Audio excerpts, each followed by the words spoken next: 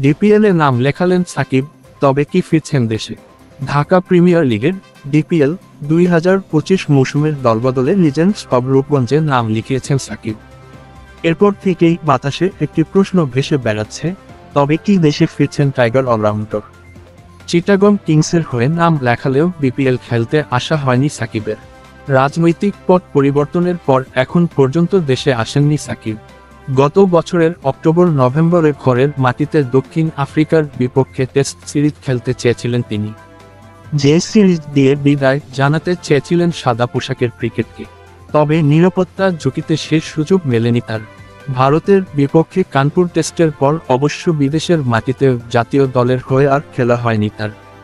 আফগানিস্তান সিরিজের পর তাকে ডাকা হয়নি ওয়েস্ট ইন্ডিজ সফরের দলেও। এরপর বাংলাদেশ প্রিমিয়ার লিগে বিপিএল চিটাগং কিংসের হয়ে খেলার কথা থাকলেও শেষ পর্যন্ত দেশে আসা হয়নি তার।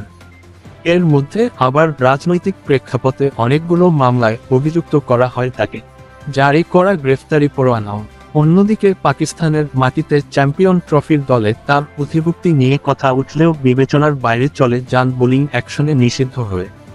ইংল্যান্ডে কাউন্টি খেলতে গিয়ে সন্দেহের তালিকায় পড়া সাকিব দুবার পরীক্ষা দিয়েও উতরাতে পারেননি।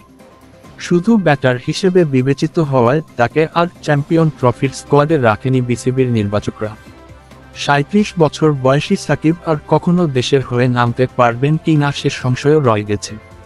তবে এত কিছুর পরও শনিবার 22 ফেব্রুয়ারি ডিপিএলের দলবদলে লিজেন্ডস অব রূপগঞ্জে নাম লিখিয়েছেন সাকিব। শেষ পর্যন্ত তিনি দেশে এসে আসরটিতে খেলতে পারেন কি না সেটাই এখন দেখার পালা।